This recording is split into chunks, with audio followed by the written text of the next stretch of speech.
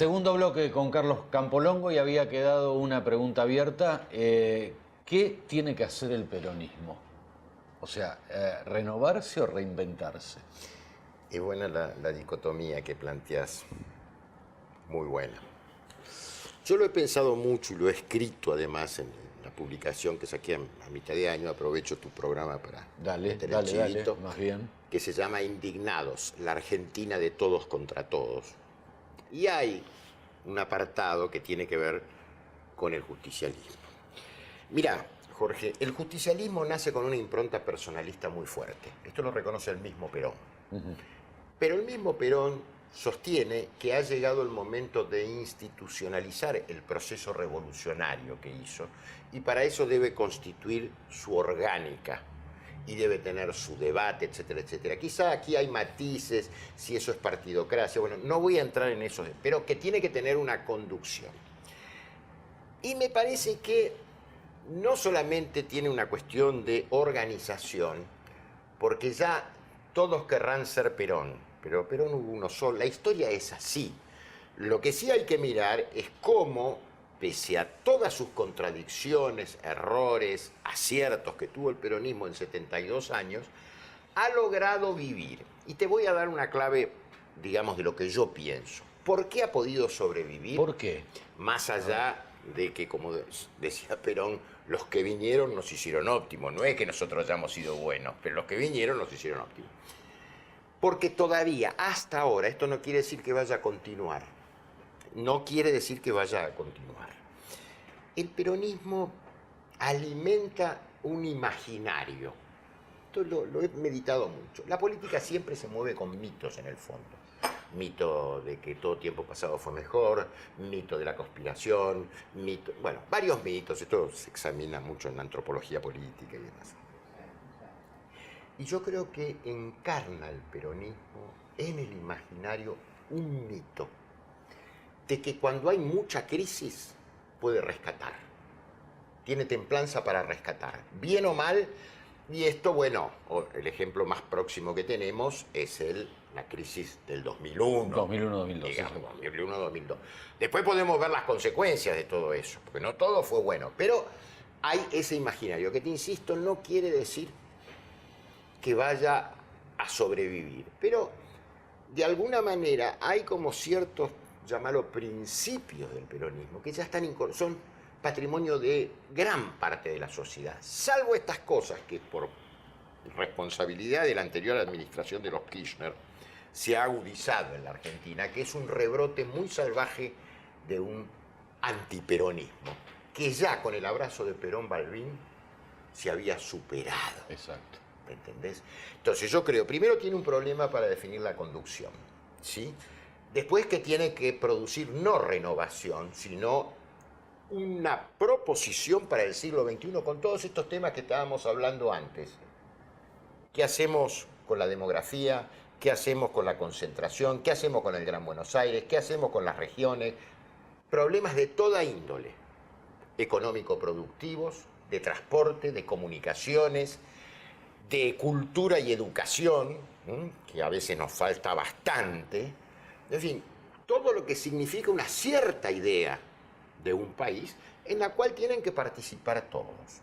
Entonces yo te diría concretamente que mucho más que renovación tiene que generar una propuesta distinta. La otra pregunta consiguiente que yo me supongo que me vas a preguntar rápidamente es, me da la impresión que hay incertidumbre todavía para ver si se puede presentar como alternativa en el 2019. Me parece que los tiempos no dan, y además hay una agudización constante y permanente que electoralmente puede dar resultados. Claro. Pero no, digamos, desde el punto de vista de un proyecto en común, que es esa funcionalidad que tienen en el antagonismo la expresidente Kirchner con el actual presidente Macri. A veces no la da él no es el vocero, pero bueno, tiene su red de comunicaciones y de trolls para poder hacerlo, ¿no? Seguro. A esto que estamos hablando, Carlos, digo, ¿estamos asistiendo en general a una integración o a una desintegración? Seguimos con el juego de palabras. ¿Del país o del justicialismo? No, en general, socialmente. Me parece excelente tu observación. Te insisto, me gustaría ser profeta de la fe y de la esperanza, pero debo ser un analista. Jorge, los pueblos no se conducen solos. No es una autogestión. Los pueblos tienen que distinguir, ¿sí?, a los burros de los virtuosos.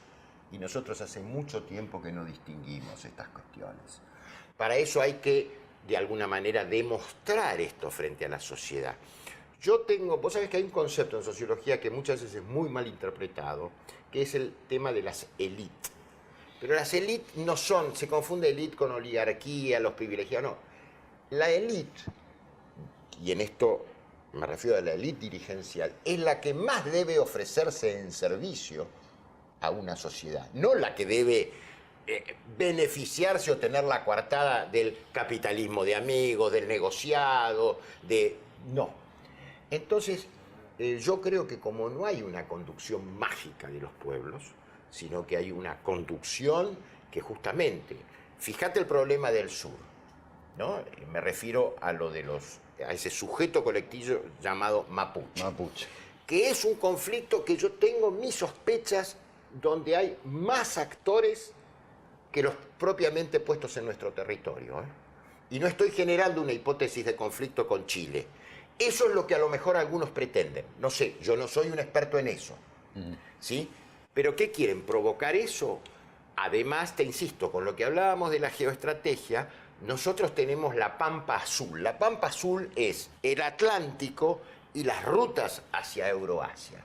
Digo, estos son todos problemas que hay que pensar. Entonces, yo te insisto, creo que somos, y contesto tu pregunta y no la voy a esquivar porque me pareció excelente la antinomia que planteaste. Diría Ortega y Gasset que estamos desvertebrados como país, porque no tenemos cabeza, no tenemos organización, y bueno, y hay muchas funciones que no las podemos cumplir. Nos quedan 3 minutitos. En estos 3 minutitos, digo, ¿qué ves de acuerdo a lo planteado, ¿no? Social, político, encarado hacia el 2018, Carlos? Y mirá, yo veo hasta ahora los datos más objetivables, los sectores más vulnerables. Vamos a tomar estas reformas que se están queriendo hacer ahora, que no sé a qué punto llegarán finalmente. Empezamos por los que hace unos meses se hablaba de reparación histórica, que es bastante cuento la reparación histórica, si vas a las cifras en concreto. Y empezamos con los jubilados, entonces. La reforma impositiva se prometió que las ganancias, por lo menos de alguna manera, iban a aliviar a los sectores medios registrados en el trabajo. No sucede eso. En lo laboral yo reconozco que hay abusos. Cierta industria del juicio, yo no los voy a calificar de corruptos ni nada por el estilo. Se dan ciertas reglas de juego y si los jueces y los camaristas, algunos de ellos no han sido nombrados correctamente o son proclives al soborno, sí hay una cierta industria del juicio. Ahora, no hagamos como aquel que quería tirar el agua de la bañadera del bebé y tiró al bebé con la bañadera. Porque, ojo, el laburante es un vertebrador en la sociedad. Y esto es lo que nosotros tenemos que ampliar. Siempre escucho lo mismo, Jorge. Ahora renace la palabra la competitividad. Pero la competitividad solamente se establece en bajarle el salario a los sueldos. Y en el proyecto que yo vi, el artículo 3º o 4º, blanquea todas las deudas previsionales a las empresas. A ver, me parece que hace falta de alguna manera un pase para el otro lado, no todo para lo mismo, porque en eso podemos seguir con el 70% de la energía bien estratégico lo tienen amigos o presuntos socios del presidente, ¿sí? Un inglés que se llama Joe Lewis. Caputo. Las negociaciones las hace un primo de Caputo. Y así podríamos ver contenedores en el puerto. Ojo, que todo esto por ahora está en silencio. Pero ¿qué vamos a esperar? ¿Que termine el ciclo para...? Entonces, me da la impresión, no soy optimista en ese sentido. Estructuralmente no se ha cambiado, no hay diferencias. Sí puede haber diferencias en cuanto al trato, maltrato, destrato que tenía el gobierno anterior y la corrupción en el modo. Pero hay otras cosas que a mí me llaman la atención y me preocupan. Porque, insisto, otra de las cuestiones que no se miden en las Excel son los comportamientos ejemplares de los dirigentes. De todos los dirigentes, de todos los partidos, en todas las épocas. Porque si no, no hay una pedagogía político-social. Seguro. Me quedo con eso, pedagogía político-social. El ejemplo. El ejemplo, exactamente. Gracias, Carlos, nuevamente por todo este rato y por pensar un poco, porque a veces digo siempre, ¿no? Es tanto lo que pasa en poco tiempo que no alcanzamos a procesar. Y es bueno detenerse. Es exactamente así. Son fragmentos de hechos y no tenemos la película. Exacto. Gracias, Carlos. Gracias a vos, Jorge. Pausa.